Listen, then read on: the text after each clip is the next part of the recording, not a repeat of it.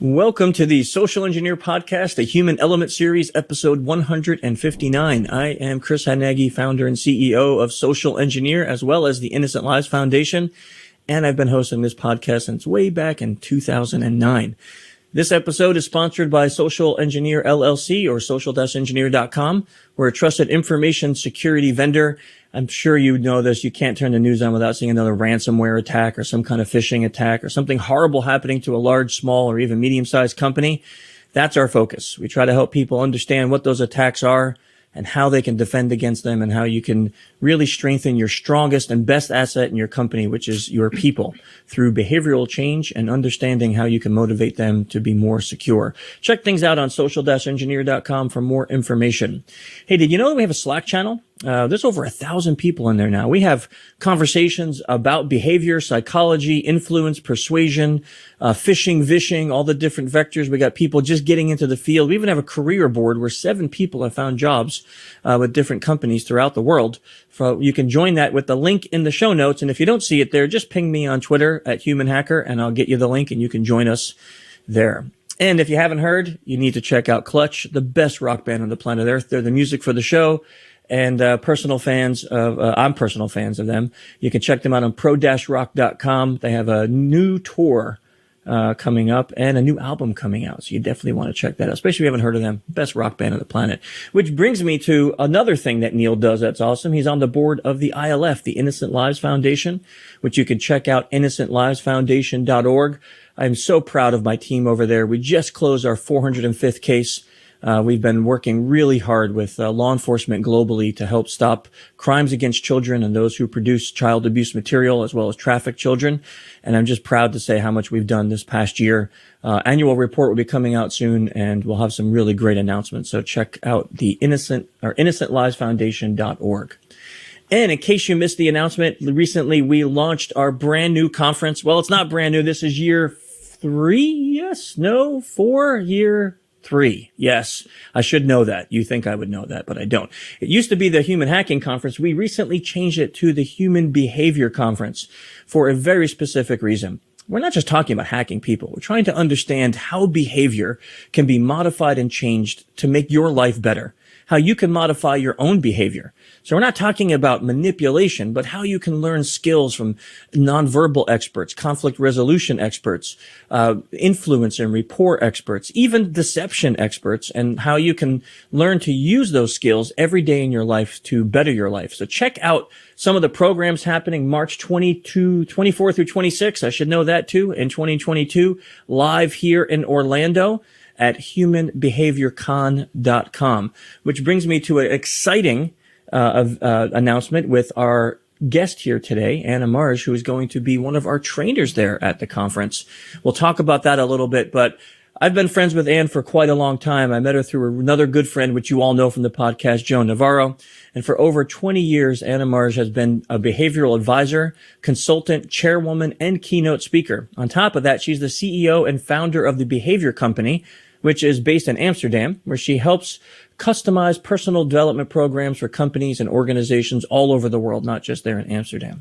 As I mentioned, she's going to be coming to Orlando live to do a special training that she'll be talking a little bit about here today. She actually has a couple programs on the Human Behavior Conference here in March of 2022. And she's well known throughout Europe for giving trainings and lectures at universities and other places throughout the Netherlands. And thank you so much for coming on the show today. Well, thank you so much for having me, Chris. It's such a great honor and so good to see you again. Yeah, it is good to see you. It's been we talk a lot, but it's been a little bit since we've talked last. I think we've both been really, really busy. Yeah, busy times, very busy times. Yeah. Sadly, not traveling, but online, very busy times. Yes, I hear you. So let's talk about a little bit about you first, right? So in case someone hasn't heard our conversations before, tell me a little bit about your background. Like, how did you get into conflict resolution? What made you go that path? Well, it started, I'll start with the beginning where I was in absolute awe on how people in businesses are, because I studied dramatic expression through verbal and physical communication. So it's very focused on nonverbal communication. And I was invited to speak for in a business setting, CEOs who wanted to have more stage presence. And I thought everybody knows this, you know how to look into an audience, you know how to make contact, you know how to stand on a stage and actually deliver something. And little did I know that a lot of people, and I'm talking about 20 years ago, they had no clue and nobody heard about nonverbal communication. So that intrigued me. And then I thought, okay, this is something I really want to do, I must say. So that's when I started to focus on what is behavior in businesses and what can people learn from it? How can they become aware of all these elements? And more, I realized in businesses, the communication isn't as effective as people want and need. And usually behavior is much more of a factor than they understand. So they're very focused on content. And when it comes to conflict, more and more you see that people try to emphasize on what they want to say. So literally get something across, but they don't realize that behavior factors, is a factor in that. So throughout the years, that became my specialty to really focus on how to have more effective communication, not only in a normal team setting, but also when there's a conflict, or how can we prevent a conflict even? But can people really do that? Can you teach them to control that behavior, which seems to be based on emotion? So how does that work?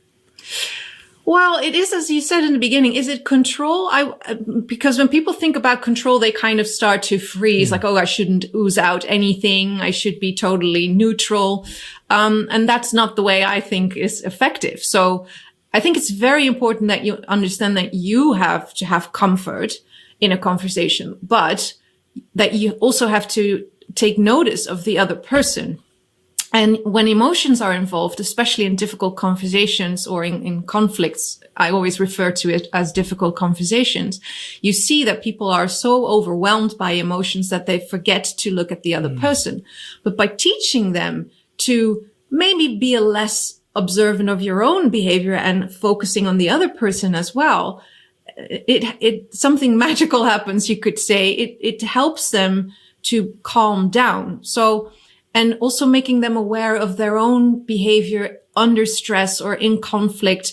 Then they know when they show this, when they start realizing, oh, this is what I'm doing right now, this is not effective, then I do see it that they can tone it down. So I wouldn't say fully control, but tone it down and make it more effective for the setting in that moment. That's amazing. Okay. So what I hear you saying is that, and please correct me if I'm wrong, because I want to make sure I'm getting this right, that empathy and self-awareness would be really important in learning to be a better communicator. Yes. And if I may add, observation skills.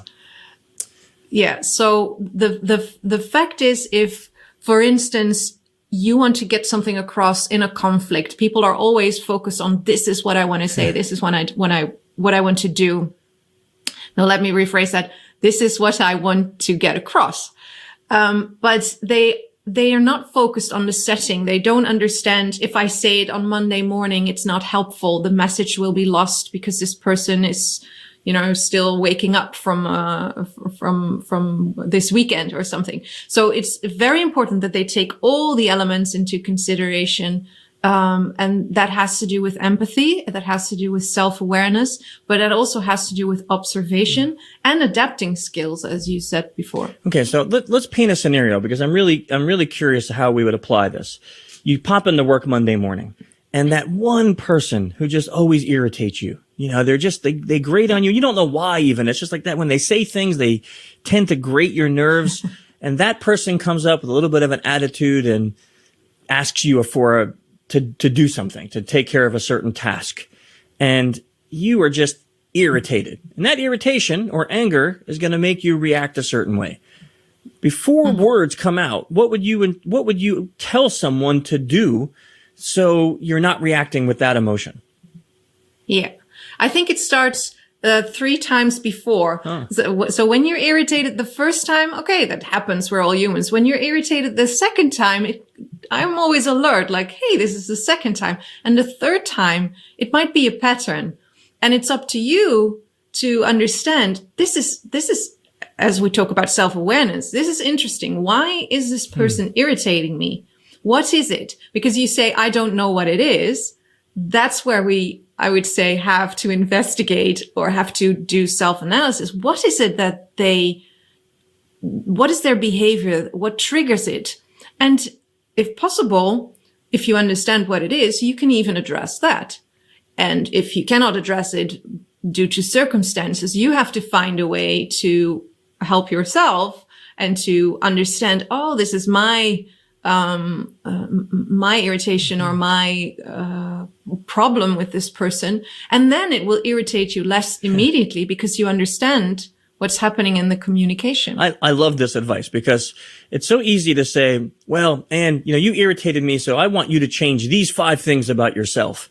But your advice is, let me look at myself, and let me see why. Because maybe I'm irritated and it's not your fault. This is just your personality. You have this kind of a voice, or you speak this way. And I had someone in my past who spoke like that and they irritate me. It's nothing to do with you. But that self-awareness can help me introspectively fix it. Is that what you're saying? Yes, exactly. And don't forget, if it doesn't work that way, because sometimes people are afraid of the conversation, you do have to address certain things in a business situation. But it has to do with, is this effective for how are you working together? Is this effective? Sometimes it's just a personal irritation. Okay. But if it's going to this place where it's affecting you, where it's affecting your work, where it's affecting your objectives, where it's affecting the way you treat others, then you really have to address it. So then it goes from self-awareness, self-reflection, self-change. Then it has to change with, okay, I have to have a conversation about this because else we cannot work together. And I've seen this in teams where people are irritated. They try to fix it in a way it is avoiding the conversation. So they're not doing anything with it. But then we invite them to talk about it, and we help them with skills in my company to actually make this conversation happen. And then all of a sudden somebody understands, oh, this is the behavior I was showing. I understand now what I can change. And the other person, oh, I know why I was irritated. So then you have a conversation about it. So let's say it is legit though. Okay. So let's say it's me and you have a problem. And every time I talk to you, I am a little harsh, right? I'm a little over direct and I'm harsh. And you say, okay, this isn't you do your self analysis. It's not just me. This is not some past thing. Chris is pretty harsh with me. How do you start a conversation that's going to lead to some benefit without saying like, hey man, every time you talk to me, you cut me down, you're harsh and you make me feel bad. Like that's going to make me defensive. So how do you start even that? Because that sounds like a really hard conversation. It is a hard conversation and it's never easy. This is what we say, but there's where the skills come in. So it might be that you have this style where this would work perfectly. Like, Chris, come on. You're a very open guy. You're easy. You're focused on your work. So it might be that in our way of working, that would be a perfect approach. The thing is that what usually people do, they blur it out or, because the tension has built up and all of a sudden like, okay, I'm going to say this. And they blur it out. What they have failed to do usually is to analyze what would be the best way for you and me. So we're colleagues. Where am I going to have the conversation? What way am I going to have the conversation? When am I going to have the conversation? So it could be that my analysis on that part would be, hey, Chris, come on, you're irritating me. Don't do this, but be specific on what I've observed on the behavior. But if you're a different person, I might think, you know what? When we are at the office, I'm going to go to the coffee place, coffee machine, and we're going to have a coffee together. And I say, hey, Chris, do you have a moment later on today? Something I would like to share with you. So there could be a totally different approach if you're a different person. The most important part is that you understand what is needed. What do I need as a person? So what is comfortable for me? And mostly also, if I want to have an effect, not just telling you something, but if I want to change your behavior, if I want you to make aware of something, well, then it's nice if you understand, and it's effective how I communicate it. Yeah. Okay. I like that because I think you're like, that's such a valuable point to think about the how, when, and what I'm going to say before I do it. when you were talking about that, like blurting out, I started thinking, yeah, it's like a volcano, like all of a sudden it's going to erupt. You don't know where things are going to go, and that's not very controlled or planned. But if I say, okay, listen, maybe Monday mornings is not the best time for me to talk to Anne about this problem. Maybe over lunch, when things are calmer and when there's not a bunch of people around, so there's no embarrassment, right? And I may decide all that and then go, okay, I'm gonna have that. Yeah, that sounds like such a great way of thinking through it, because you set the stage for this difficult conversation. Yes. Now, what do you do if you do all that right? Oh, I'm sorry. I didn't mean to cut you off. Go ahead. No, go ahead. What if you do it all right, but I just don't respond? Like, you did everything. You thought about it. You had the right time. The words were not aggressive, but I'm just like, I don't want to talk to you about this. Yeah. Then what? Then you can have a difficult conversation about the difficult conversation. Oh, wow. Like, why don't you want to talk about it? It's complex. It is because people think, oh, if I'm doing it right, then magically everything will be solved. No, it's a difficult conversation. So there are different goals, different objectives. You might have a different background. Your norms and values are different than mine. So it might be the case that I failed in how I prepared it. Still, it doesn't mean that it has to do with me. If you say, like, I don't want to talk about it, maybe you're having a bad day, and that moment that I chose initially was a good idea, but maybe you haven't slept. So that is always a question, like, okay, is there another time when we can talk about it? So you might say, yeah, let's do this on Friday. So we have a different timing, but it could also be about the content. I don't want to talk about you, about our behavior here or something. So it's very important to understand what the element is that you don't want to talk about. Is it the time? Is it the place? Is it the content again? And it doesn't mean that it is done with one conversation, because more may be needed. People, it might be in the beginning, it might be in halfway, or even afterwards, that it is still not done. And it might be that so maybe you're thinking, okay, this was a great conversation, but in 3 weeks, somebody might say, I still don't like what we talked about. So it's not a one setting. And that's why it has all these elements, and people forget all these elements. But so how do you instruct people to remember all of that? Because I was just thinking that when you were saying that, like, wow, it's like a choose your own path book, but that has endless paths, right? So how do you remember it all? Well, again, it helps to have your own, to create your own comfort. So it is helpful not to get too cognitive about it, because then you might not be in the moment. And it's very important when we talk about self-awareness and observation. So usually it helps to talk about it up front. So to have all the elements to talk about it, to understand what they might be. Also to prepare the elements, again, as we talked about. But for me, what is a very helpful metaphor that I teach is the helicopter metaphor. And the helicopter metaphor is used, and literally a helicopter can do a lot of things. And that might help you to remember in a conversation. So for instance, we're having a conversation and I have to remember to zoom out. So if I feel that I'm getting tensed, for instance, and my emotion starts to rise as the volcano, as you just said, then it's important to understand, okay, I have to zoom out. A helicopter can observe both parties that are talking. So I have to make sure that I'm very much aware of this. But for instance, a helicopter can also zoom in. You might say some details. You might say some words, as you know, in your business, which is very important. Certain words, words have meaning, and certain words are very specific when somebody says that. So you have to zoom in. Yeah. We also advise people to understand that sometimes you can get out of the helicopter. Maybe the setting isn't okay. That you should limit your baggage. If it's like 3 times you already irritated, that is baggage in the conversation. So there are much more things, but in general, you can use the helicopter as a metaphor to help. I love it. I love that. And it is so fitting. All the different pieces you said. Okay, let's talk about management and leadership. how important do you think these skills, because this sounds like, this is great for everybody, but how important do you think that understanding, what's the word, like the behavioral awareness understanding is for managers and leaders in an organization? Yeah, it's the most essential thing, I would say.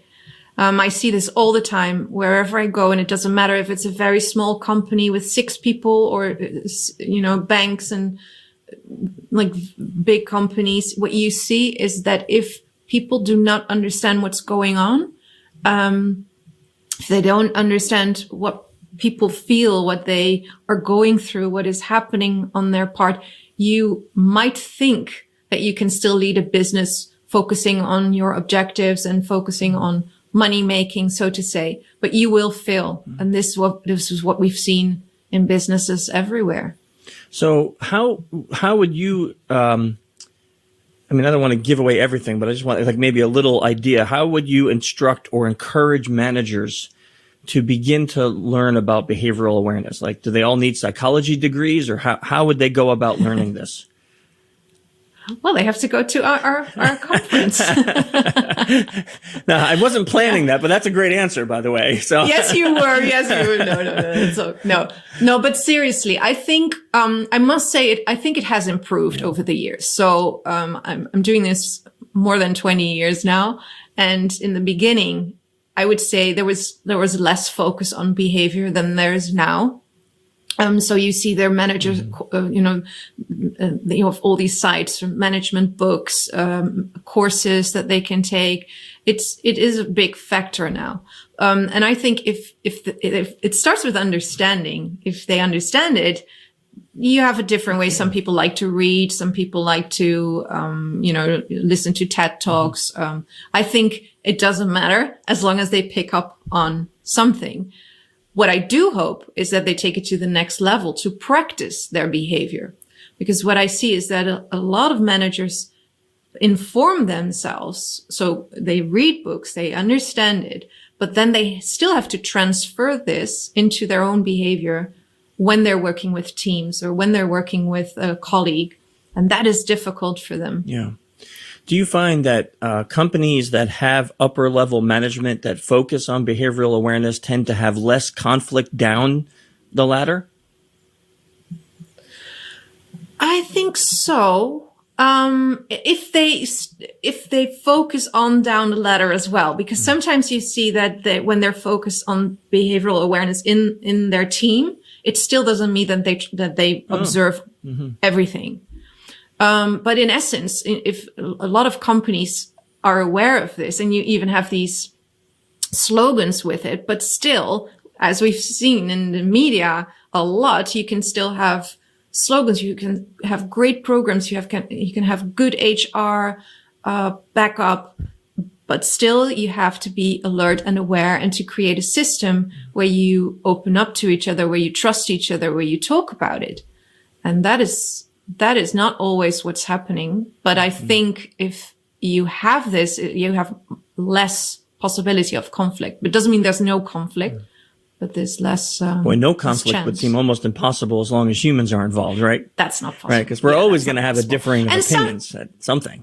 Yeah, and I think sometimes you don't have to be afraid of conflict in itself. It depends on what is a conflict, because sometimes people say, conflict is growth. It depends on what you do with it. Yeah. So if you see it as, okay, we have 2 different opinions, or we have a different focus on our project, if we talk about it and we align at a certain point, fantastic. It's more than when people do not talk about it, it becomes difficult. That's a really valuable point, I think, because I think it's easy to look at conflict and say, boy, I want a conflict-free company. But what you just said really resonates with me. We've had multiple really poor ex-employee problems. And instead of just ignoring them and saying, oh, it's all their fault, they did all this stuff, we tend to look at, okay, what things could we have done different?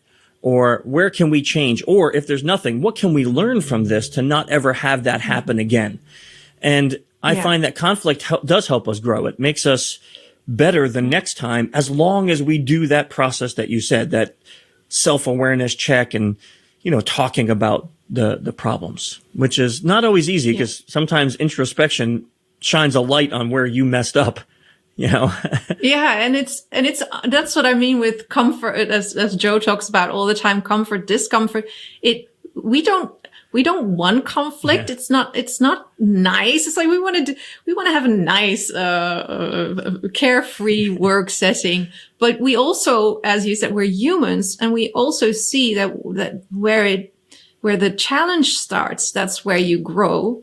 And also when you have companies that want to avoid conflict, I've literally been hired in some companies to, how can I say this, spice things up, because everything was so calm that management thought this cannot be true. This cannot be real. And it's not that I'm deliberately messing things up, but they were so focused on, we have to be nice to each other. We don't want conflict, that they created a conflict setting where it was all numb. People were in a way were numb. So they invited me to get people talking about, okay, what can we learn from this? What should we do different? That's fascinating.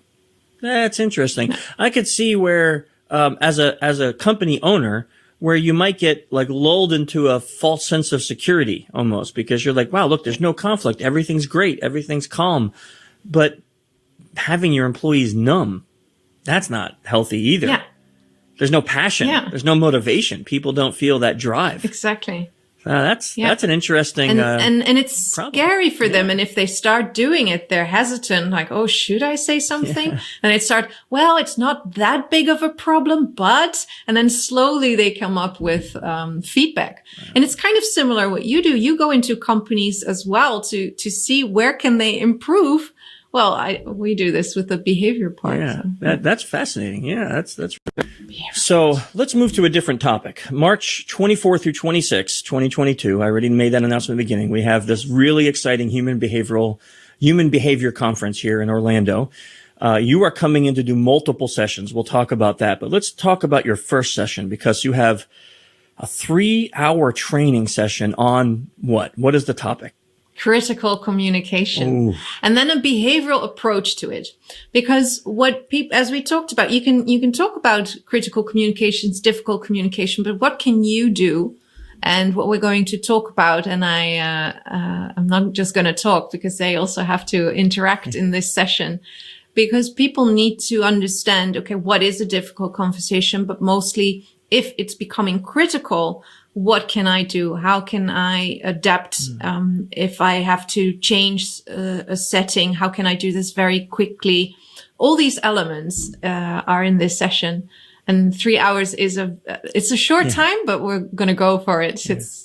Yeah. I'm excited because I think that's an important point you brought up, which is this is not a lecture. It's not a 3-hour lecture. It's a workshop.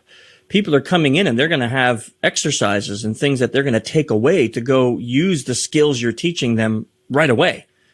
That's exciting to me, because I don't mind sitting through speeches, but when you give me something actionable, now I feel like I really benefited, because I can go away, and which happens to me all the time in talking to you. You always give me something I can go use right away, which is awesome. So I'm looking forward to that. That's so nice. Yeah. Well, I'm looking forward to it too, because congratulations on this amazing program you have, because I'm so honored when I see the lineup, as you would say, and it's a concert, like the lineup. And there's so many great trainers and speakers there. And I think if people go there, they have to understand, you have to be active. There's so much to gain from this conference, and that's why we specifically chosen the behavioral approach. Because if you go away and you don't do anything with it, yeah, that's okay. That's your choice. But it would be so helpful if you pick up on things that you can actually implement in your line of work, in your daily work. And then you and I have a mutual friend, Joe Navarro. I mean, we talk about like Joe, like he's my dad, which don't tell him I said that, but I would take him as my dad any day of the week. But anyhow, we have this mutual friend, and I like, my mind is blown that you're getting this awesome course, that you're going to teach a co-session with him for another day. And what is that session all about? Yeah, I'm so honored. I mean, we both work with him, but this is really exceptional because we are creating this fantastic setting where we talk about difficult personalities. So Joe wrote this book, Dangerous Personalities, and we really want to help people to so when we talk about critical communication, difficult communications, it's like with people you come across in the workplace, but there are also people in the workplace and in private situations that you have to be extra careful and alert with.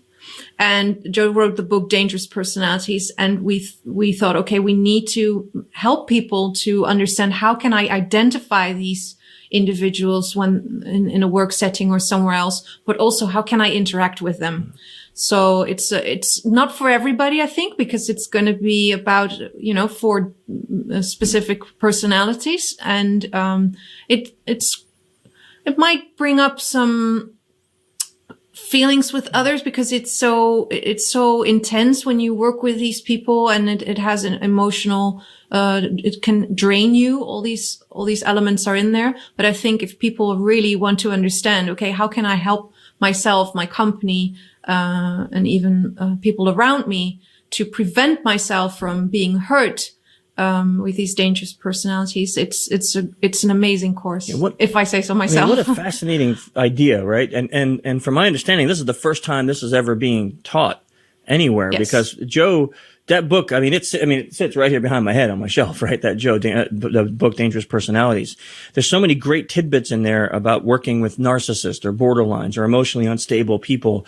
And even if I can't diagnose, because I'm not a psychologist, I'm not a therapist, but still sometimes you're working with someone, you're like, wow, that's really weird. I don't know what to do with this. And I've used the chapters of that book so much to learn how to deal with those things. Now you take that and you blend it with your expertise in having those very difficult conversations with people. Like I'm not going to have the time to sit through it, and I want to myself. I want to be in that course because it sounds like it's just going to be life. We all work with people who can be difficult. And nowadays, especially with the pandemic and things like that in this country, emotional instability has gone through the roof. So, learning to deal with people who might be suffering with those things, I think is a critical skill now. Yeah. Yeah. And you have to be very alert that sometimes we observe behavior and we might think, oh, this leads to, or let me rephrase that. Sometimes you observe somebody in the workplace and you might think, oh, this is a narcissist, but you have to be very careful with that. So that's one of the things we want to get across, like be very careful when you analyze. And that's why the book is so amazing, because there are all these behavioral traits in there. If you see them and if you see more and more and more of them, then you understand, okay, if I'm having a difficult conversation with that person, I have to take everything I know to a different level. It's a totally different way of having a critical communication. And you have these people in the workplace more than you know. But we have to be careful to not think, oh, somebody's crying, oh, it's emotionally unstable. No, we have to have certain traits to observe that. Yeah. Well, that's going to be so valuable, because I've heard that before where like people will say, oh, well, he's just a narcissist. And that is an easy word to throw out, but a pretty serious diagnosis. There's a difference in having a little bit of an ego and being a complete narcissist. So that alone will be a valuable skill to be able to learn how to balance that, because getting saying that someone is a certain characteristic and then reacting to that could be very dangerous in your communications if you're reacting to the wrong characteristic. Yeah. Wow. And also what you do with it, not only in behavior, but also, for instance, one of the elements that is very, very important. How do you document things? Do you write things down? A lot of people, when they're having difficult conversations, they forget to write this down. But when you're working with dangerous personalities or people of flawed of character, you really have to be aware, okay, is this the time and place to have this conversation? Should I write it down or not? If you're working with somebody who's very paranoid and you're choosing, for instance, to write things down, you might not be able to have a conversation because they might be so panic, in panic, like, why are you writing this down? They challenge you, like, what are you doing with this? Is this going to everybody? So not knowing that you're dealing with a certain trait can ruin a conversation. Yeah, that's actually an interesting point. I mean, if you came to me with a conflict and with a pad and paper and everything I said you started writing, I'd be like, wait, what's happening? Or like, are we just talking or what's going on here? You know, like, that's a good point. Didn't even think about that. You have to really think that all those little aspects through. All those aspects. You know, one of the things that excites me most about the Human Behavior Conference is, I mean, the trainings are amazing and I can talk about them forever, but it's the personal part of the conference where, like, those evening sessions when we're all just hanging out and getting to have conversation with people. And I think this is an important point I want to get across to people, is that you're not just coming in, flying in from Amsterdam, doing a training, and then go to some VIP room. You're going to be there to hang out, talk to people who were in your class or those who maybe couldn't take it because they were in a different one. But you're going to have time to just be with the group there and actually get to know people and communicate with them. Yeah, and I'm so looking forward to that, because then you have the interaction, and then sometimes people want to ask a question maybe they don't want to ask in a room full of others. You know, you can have one-on-one questions, and I'm so honored that everybody's coming and that we're going to be there, and it's going to be amazing. And just to hang out with people, to talk about behavior. You should have had a session for a whole week, Chris. I know. Well, maybe next time, right? Hey, listen, I'm just happy. I'm just going to be super happy if it happens because of COVID, you know? So I just want to make sure where things are looking good here in the States. We just got a couple of reports from the CDC and the WHO about how even in Orlando, the cases are going down right now. So it's looking positive. We're holding out that hope. So March, we'll see what's happening, but I'm excited. My lips did disappear for a tiny second. It's like, let's not let Joe see this one, right? Oops. And if people want to know more about you, or if they want to follow you, your company, where can they go to interact with you and find out what's happening in your business and life? I'm on LinkedIn, so people can always reach out to me on LinkedIn. That's my full name, Anne-Maartje Oud, and that's also on Twitter. And if they want to follow the Behavior Company, it's also on Twitter, Behavior C, or of course www.behaviorcompany.eu. The only thing is, it's spelled the British way, since we started in Europe with everything. So that's the only. Well, you know what we'll do, everyone? We'll put all those links in the show notes, so you don't have to worry about knowing how to spell her name or the British if you're from America. So we'll put all those links in the show notes. A couple concluding questions that we always ask. Books. It doesn't have to be anything about what we talked about. But is there any books you read recently that you just really enjoyed that you'd like to share with the audience? Because we have a lot of really avid readers that listen to this podcast. Oh, there's so many books, Chris. I seriously cannot choose. I have 5 books at my nightstand now, and literally my problem is, okay, I don't know what to choose. But I will do something that I would love people to read more. And of course, I would recommend your book and Joe's books, everything, but something completely different that for me is very, very intriguing to read. And I read it a lot, not every day, of course, but it's Shakespeare. Because if you go through Shakespeare's plays and you read it from the behavioral part, so the words are amazing, but if you try to understand it from the behavior part, I think people should read that. What's your favorite one to read? I would say, it's a bit, it's too classical, but Hamlet. Okay. I love Hamlet. No, I think there's a lot of behavior in Hamlet, right? And those characters are pretty complex. So that's a great play to read. And there's this monologue. A lot of people have the well-known monologue, to be or not to be, but there's other monologue. And I'm not going to, you just have to read it. It's really, really good. Excellent. Thank you. That's actually a unique, recommendation. I love it when we get unique ones. Because we've had a bunch of people give like science fiction or non-technical books, which we always love. But I've not had someone recommend Shakespeare. So that's wonderful. Yeah. Thank you for that. And who would you consider to be your biggest mentors? The people that helped you get to where you are right now. who would you say? And that, I know it can be exhaustive and you're going to be worried if you forget a person. Not a big deal. We're just looking for like we spend a couple minutes just gratitude and thinking about those who helped us to get where we are.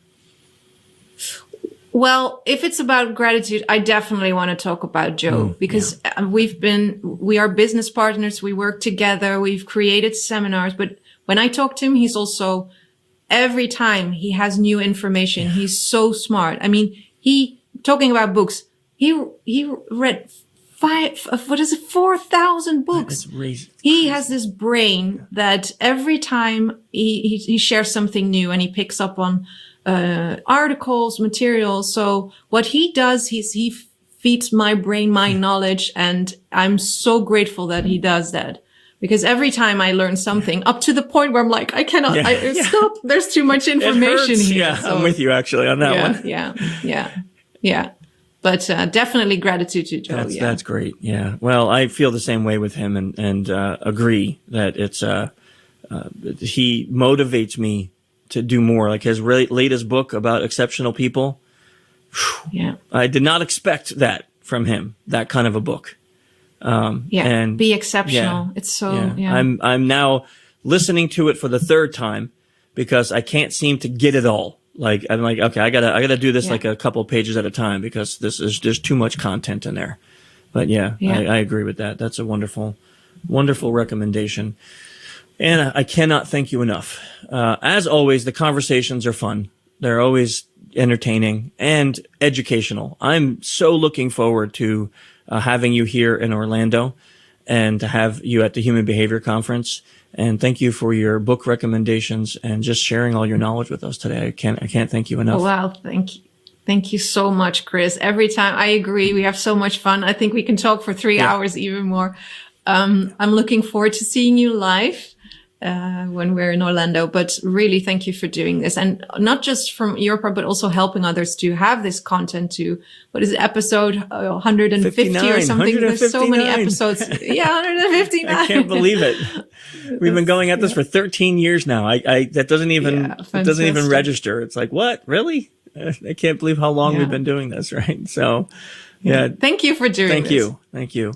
And thank you everyone for joining us today on the Social Engineer podcast. Next time on the Human Element series, we'll be joined by author Amy Herman, who is also another trainer at HubeCon.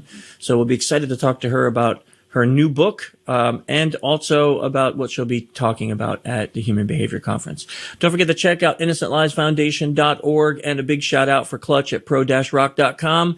Thank you everyone for joining us this month, and we will see you next month. See ya.